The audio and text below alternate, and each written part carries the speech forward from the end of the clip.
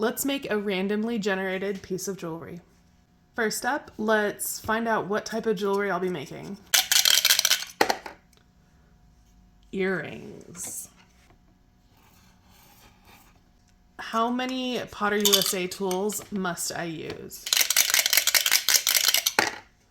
So 3. I'm going to roll 3 times to determine which 3 tools. So first is pattern plates. Roll 2 is pancake die. Third time is pancake die again, so that's times 2. What is the main material going to be? This is a 6-sided die, so if I roll 6, I will roll again until I get a number 1 through 5. 6, we'll roll again. 2. Copper is the main material. Let's see if I'll add additional color to the earrings. I don't have a coin, so this stamping will act as heads and tails. Heads. So yes, we will add color. What type or style of color? So we've got gemstones and pearls, enamel, or beads other. Again, I have a 4-sided die, so if I roll 4, I will roll again until I get 1 through 3. So that is 2. So enamel. Let's pick a color scheme. So we have 8 choices. 2, orange. Finally, let's go for the theme of the jewelry. 5, celestial. Let's make our earrings using 2 pancake dies and 1 pattern plate from Potter USA. The main material is copper. We will add color in the form of enamel, and it will be orange with a celestial theme. Let's get started. So I think what I'm going to do first is start with the pancake dies. That's going to be kind of lead the design for me. So the first thing I thought instantly was this Moon Phases pancake die. It's not really speaking to me in terms of earrings. So let's look in a couple other drawers. Probably not this one. We'll come over here. We've got a couple designs that could be really nice earrings. There's this shield shape. I figure the celestial theme will probably come into play with the pattern plate more than the pancake die. We could do some sort of like rainbow type theme. That counts as celestial, right? It's not in the sky. In this drawer, we could do something like sun-like. Lots of good shapes, but none that are screaming out to me. One last drawer. This is where we have some of our earring pair pancake dies. So I'm wondering, since I have to use 2, I'll do something where designs are layered. Something like this where we've got a small version and a large version that could be layered. There's another set that could be layered. Oh, these are good. I do have to include enamel, orange enamel. So what if maybe this piece was enameled orange, and then this piece had texture on it, maybe cut out a sun so that the orange could be seen through? Or, maybe the opposite. Maybe this is orange, but it has like a star cut out, and then the texture is on the back. Okay, I'm gonna select these 2 pancake dies and then pick a pattern plate. I'm looking for something that has a celestial theme. Maybe stars. Let's see what's down here. Very celestial. Stars, moons. Definitely kind of mid-century modern vibe. Here we've We've got some suns and moons. Is that clouds? I don't think that'll count. That one's giving too like patriotic. I'm leaning toward this one or maybe this design. Gotta pick one of these.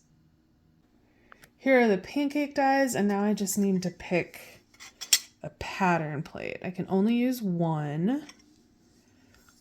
Now this one, the design is gonna be probably too long to use this pattern vertically, which is probably what I'd want. This is the more scattered design. I want to try this one, so we'll see what we come up with. Starting off, I'm roll printing my metal. I started with a gauge a little bit thicker than 22 gauge, so now that I've rolled it down, it's around 22 gauge. Now I'm just using a rawhide mallet to flatten the metal back out. And I'm inserting the metal into the pancake die, making sure to leave enough material around the die so that it doesn't get stuck. I'll place the pancake die into my hydraulic press, cover the top with a spacer, and raise the lower platen to cut out the blank. You can see it cut really well. We'll remove the excess material, and there is the stamping.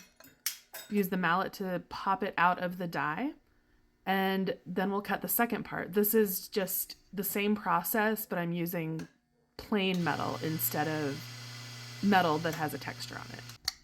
Again, we'll remove the excess metal, use a mallet to pop the metal out from the front of the die. And here are the two different pancake dies that I will be using to make the earrings. I'm using a jeweler's saw to remove the connecting tabs between the earrings. I did this to separate all four pieces. I'm using a hand file to remove where the tab was connected and to remove any burrs. I want the pieces to have a slight dome, so I'm using a teardrop shaped mallet on a sandbag to give each piece a slight curve. Here I am playing around with different compositions of the two pieces to see how I want to fabricate the earring.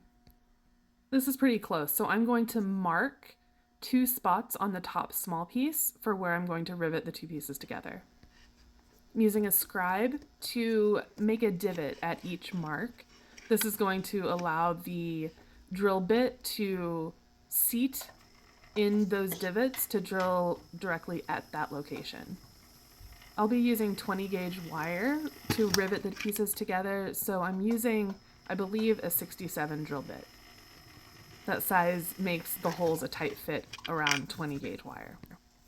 Now that I have both holes drilled in the top piece, I'm holding the pieces together where I want them, and I'm using a scribe to make a mark on the back piece through the hole in the first piece.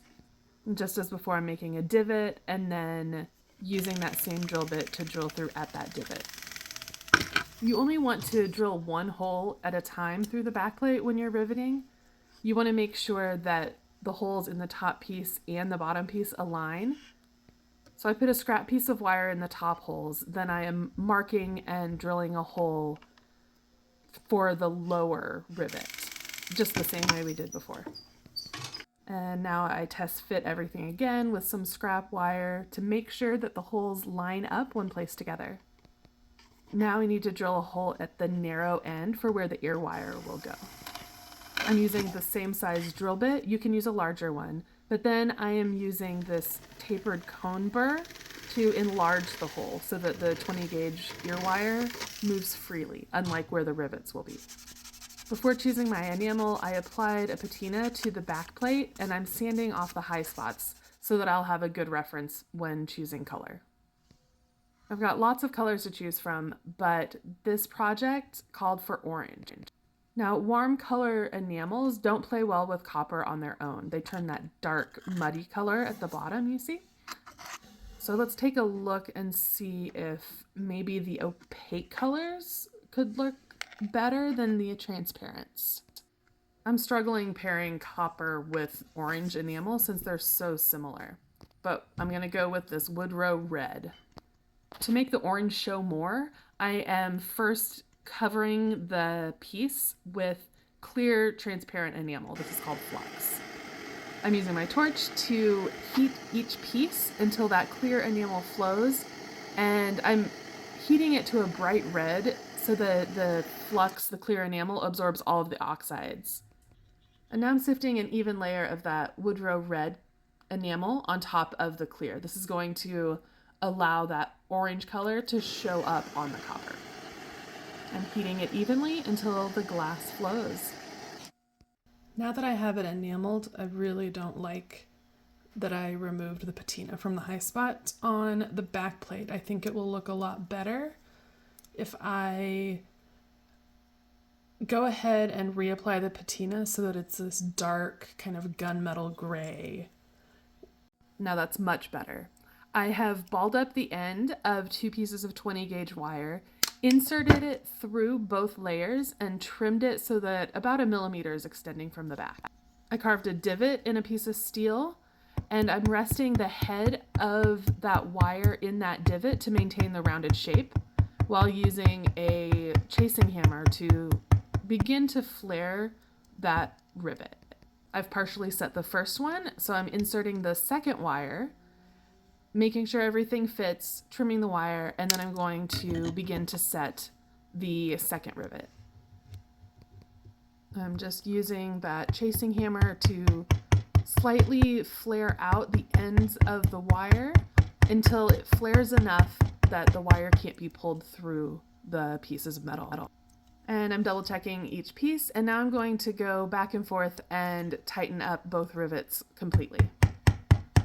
Just lightly tapping until those ends mushroom over. And here's what the front of the earring looks like. You can see that nice curve that I gave the metal before riveting, and the rivets on the back. The last thing to do is add an ear wire to that top hole. And the earrings are finished.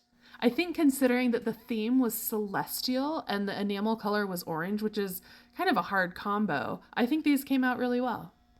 Making the back plate dark again was definitely the way to go. The contrast is great.